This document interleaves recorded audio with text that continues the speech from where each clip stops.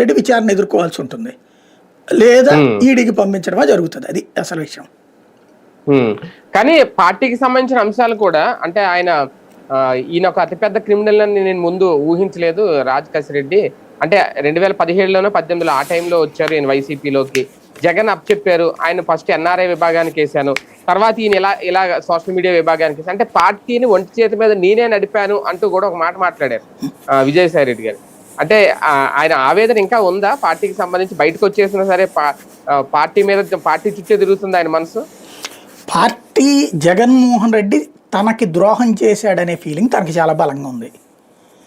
జగన్ ఏమంటాడు, నేను తనకు అవకాశం ఇస్తే నన్ను దెబ్బ కొట్టాడు అంటాడు అనుకుంటాడు జగన్.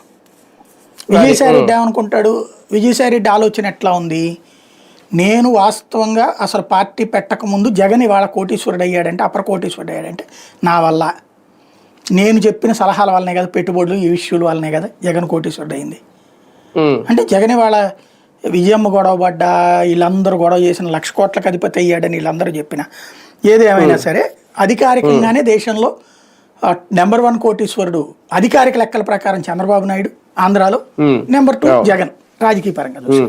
వీళ్ళిద్దరే నెంబర్ 1 నెంబర్ 2. అప్పుడు సీఎంగా నెంబర్ 1, ఇప్పుడు ప్రతిపక్ష నాయకుడిగా నెంబర్ 1 అట్లా దేశంలో. అట్లాగే ఇప్పుడు సీఎంగా నెంబర్ 1 చంద్రబాబు నాయుడు, ప్రతిపక్ష నాయకుడిగా జగన్ నెంబర్ 1. డబ్బులు ఫైనాన్షియల్గా ఆ స్థాయి డబ్బులు వచ్చినాయి అంటే తన వల్లనే. ఆ తర్వాత తనకి జగన్తో పాటు జైలుకి వెళ్ళి 16 నెలలు అనుభవించాల్సి వచ్చింది. అంత కష్టపడ్డాను నేను. దానికి ఆయన ఇచ్చిందేమో ఓ రాజ్యసభ సీటు.